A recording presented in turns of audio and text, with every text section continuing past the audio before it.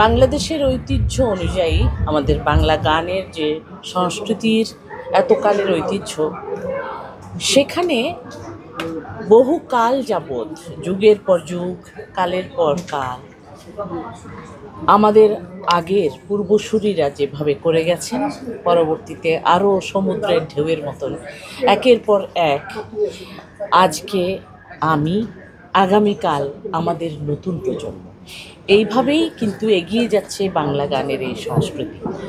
এবং সেইখানে যখন আদর্শ বা অনুপ্রেরণা হিসেবে এই ধরনের অ্যাওয়ার্ড অনুষ্ঠান কেউ করে থাকে, তাদেরকে জানাই আমরা সাধুবাদ।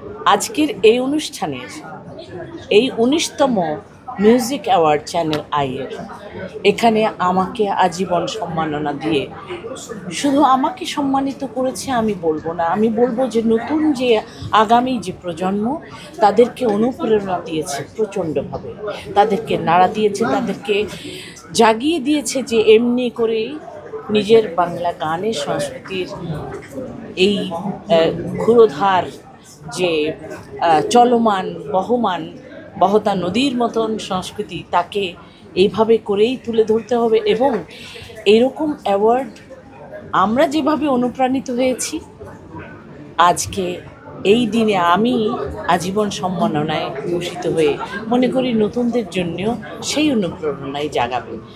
তো এই আজীবন সম্মাননা পাওয়ার ব্যাপারে আমার নিজের যতটা ভালো লাগা, তার চেয়েও বেশি ভালো লাগা সমস্ত বাঙালির হৃদয়ে বাংলা গান চর্চা জেগে থাকুক, করে যাক সকল বাঙালি, তার সন্তানদের, তার পরবর্তী প্রজন্মকে জাগিয়ে তুলে আমরা যেন সেই মূল শেকড়েই থেকে যেতে পারি বাংলা গান।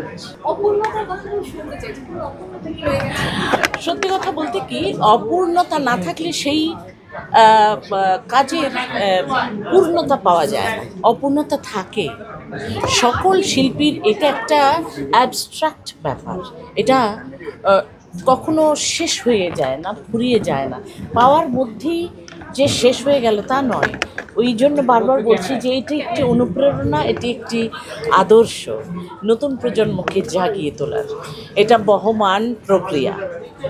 অতএব আজকের অনুভূতির অতুলনীয় এই অনুভূতি, এই ভালো লাগা নিয়েই আমি সবাইকে জানাবো আমরা বাংলা গানের মধ্যে থাকব, বাংলা গানের চর্চায় থাকব। এবং আমি যা করে থাকি আমাদের জাতীয় কবি কাজী নজরুল ইসলামের সঙ্গীত, তাতেই আমি আছি। আমাদের নতুন প্রজন্মও যেন সেই শেকড়টা ভুলে না যায়। ওয়ালটন আবারও মিলিনিয়ার অফারে ওয়ালটন ফ্রিজ কিনে আপনিও হয়ে যেতে পারেন মিলিয়নিয়ার। মিলিনিয়ার ছড়াছড়ি দেশ জুড়ে, এটা শুধু ওয়ালটনই পারে।